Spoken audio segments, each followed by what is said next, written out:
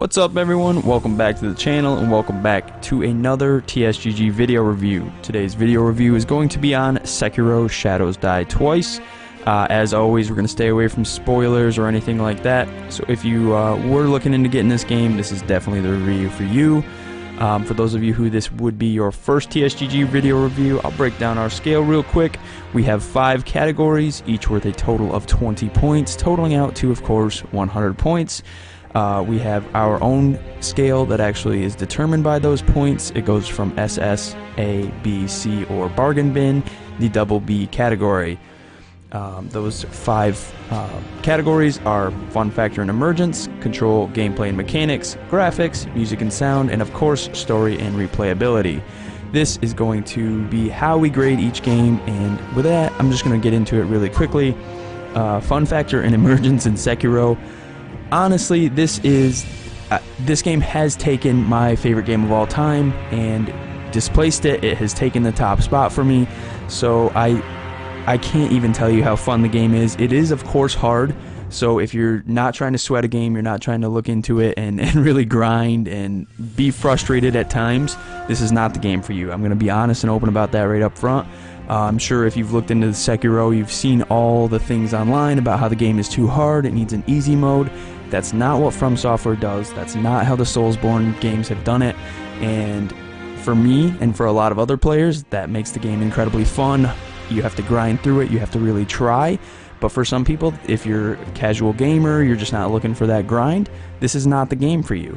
And that's just how it is. There's going to be games out there like that. But as far as fun factor and emergence, this game is incredibly fun. It's fast-paced combat that it requires you to be on your toes at all times. If you're not sweating and on the edge of your seat by the end of a boss fight, you lost. Honestly, that's just how it is. So fun factor and emergence for me, was the game fun to play? Absolutely. Is the game grindy? Absolutely. And I had to give it a 19 out of 20. It's just an incredibly fun game. It's very diverse, and we'll get into that a little bit later. The next category, control and gameplay mechanics. This is basically, how does the game feel? How does it flow? How do you move? Things of that nature. And with this, like I said, it's very fast-paced combat. There's no kind of latency. There's no delay. If you're 1 millisecond behind, you're getting hit and you're not blocking the attack instead of a deflection, and you're killing that opponent. So it is very, very fast paced. The mechanics all flow really well together. The combat mechanics are smooth, and the skill system working with the prosthetics, even though there's a lot going on, it's all very, very smooth and works together nicely. There are a few things here that I would point out, and that's just something that From has always struggled with, is sometimes you'll get backed into a corner and the camera angles will really not be good. You won't be able to see your character, you won't be able to see the enemy hitting you, you just kind of have to guess at things, and it is pretty frustrating at those times, especially with the bigger bosses who kind of crowd you into those corners and do it on purpose. So it is a little bit of a frustrating thing there, but again, that's what From Software has done. They've always had that. So I do have to knock them a point there, or a few points there, I guess. I'll give them an 18 for the control and gameplay mechanics, just because there are times when you're like, wow, I could have definitely beat that, but I couldn't see anything because the camera kind of just did its own thing and you couldn't see anything. It's just colors. So I'll give them an 18 for the gameplay mechanics, but the rest of the game, super smooth, combat super smooth, especially with everything going on. You'd expect there to be some kind of lag or latency, and there is not a bit of it there. So very impressed with that from and of course Miyazaki. Graphically, this game, well, moving on to the next category, graphics, sorry to jump there. This game is actually kind of a departure for From and for Miyazaki. If you've played the Soulsborne games, there was a lot of mottled gray colors, and it was just like old Anne Orlando. That's kind of the epitome of Dark Souls and what it is, and it's a big wide open architecture city, but it's all grays and dark blacks and colors like that. This game is a departure for that from them, and I love it. This game is supposed to be set in Sengoku era Japan, and they nailed it. They, right down to, there are areas in the game where you will see the architecture of Japan, the pagodas, that style, and you're in the mountainous area of Japan. It's just so well done by them. A complete and opposite color scheme from the games that they've always done, whereas those were grays and blacks and whites. This game has color. It has blues and greens and vibrant pinks, and it's just very, very well done. I'm very impressed with the way they've done it. And then we'll get into the combat graphics, which have always been pretty clean, but in this one, with all of the movement and everything going on, you would expect there to be some clipping or something like that, and there's not one instance that I have come across in my 60 hours of gameplay. My brother's 100 hours of gameplay, we've not seen an instance like this, especially with any of the executions and all of the things that you can actually do in this game. You'd expect it, and it's not there, so I'm so impressed with this, and they did receive the top score of a 20 there. So very, very impressed with how they handled it. Very, very impressed with the graphics of the game. Moving on to music and sound, and this is where they will lose one more point from me, just because of the fact that if you watch the DMC review, I absolutely love music during combat. I mentioned it in the Division 2 review as well. It's another factor there. It really puts you on the edge of your seat, and it puts you into the game.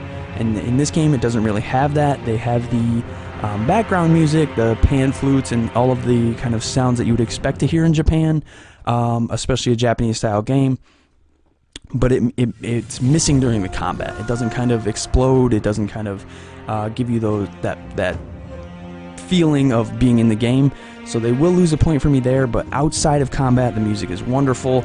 The actual sound in the game of footsteps, and especially being a shinobi, you're trying to be silent, and the eavesdropping, just everything works really well together as far as sound goes. The music is there, it's just not there during the combat, so that is pretty frustrating, but it kind of wouldn't have worked maybe because of the slashing of steel and the other sound effects they wanted during that. So I get where they're coming from with it. I just would have liked to see it, but that could be personal preference, and I might be getting a little picky there.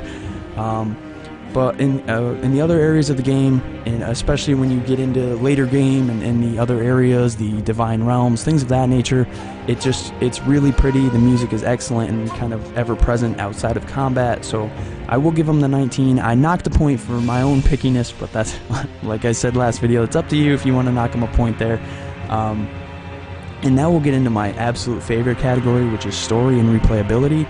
If you've ever played a Souls game, you know that every new game plus the enemies get harder, and they want you to play the game 9 or 10 times. That's just how it is. There's always going to be new things to explore. They always put in DLC, and that's what they want you to do.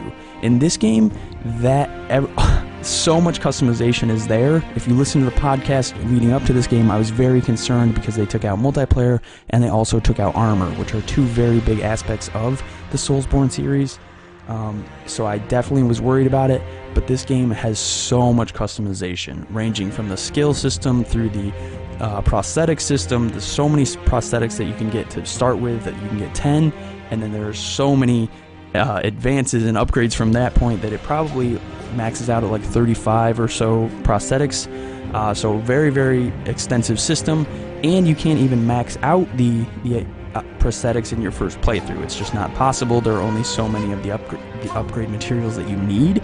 So you kind of, if you're somebody like me who has to max it out, I see that tree and I need to do that, you can't even do it in your first playthrough. So the replayability is off the charts in this game. There are so many ways to do things, so many different approaches to every situation in the game.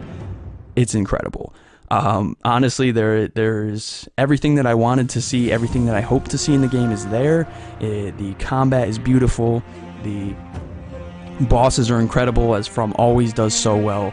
And it's just a really very well done game. So for story and replayability, we haven't even covered story yet, and you can hear how excited I am just talking about it. Just the replayability factors. The story is one of my favorite of all time in any video game. It's just so in-depth. There's so many different choices and things that you can do to end the story. That I think there are 4 endings in the game right now, and there's just so much that you can do, and your choices matter, which is always a good thing for replayability in a game. So it's just very well done by Miyazaki and From Software. Very impressed with this game, and they're gonna get the 20 score for me there as well. So this is the first game that has really received the 20 in 2 separate spots. We've had DMC 5 receive a 20, we had Division, I believe, receive a 20, but no game to this point has received 2 20s in 2 separate spots. So Just very good game. Absolutely recommend it if you are trying to grind it out. As I said at the beginning, it is a sweaty game. It is something you're going to have to put the time and the effort into. We are going to be putting out tips and tricks videos and boss fights and things like that because we are enjoying the game so well. It's something we haven't done before, but I really just love the game and I want to play it, so I'm going to put some stuff out there for you guys. But that's kind of it for the actual grading here with the review of Sekiro Shadows Die Twice. So let's break it down, give them the final score, and find out what they did receive. If you go back to Fun Factor and Emergence, they did get the 18 there. Then Control and Gameplay Mechanics, they received the 19. Graphics, they received the 20. Music and Sound, they received the 18. And story, or 19, sorry. And then Story and Replayability. Oh, actually, Music and Sound wasn't 18. I apologize, I'm reading it wrong. And then Story and Replayability was a 20 for a total point score of 96, which is actually exactly what DMC5 scored on our scale. I would actually rate this game for myself above DMC5, but like I said, there are certain areas that people are going to, it's personal opinion, sound and combat, things like that. So that does receive the SS score from us. That is our highest grade possible from TSGG, so definitely check the game out, guys. It's incredible and super fun to play. Even if you're not the grindy, sweaty type and you just want to play it from now and then, I don't recommend it, but you're definitely going to enjoy the game anyway because it is just beautiful and fun, kind of enjoyable combat system. So definitely take a look at it if that's the case. But that's it for me. If you enjoyed the video, as always, leave a like and subscribe, and have an awesome week.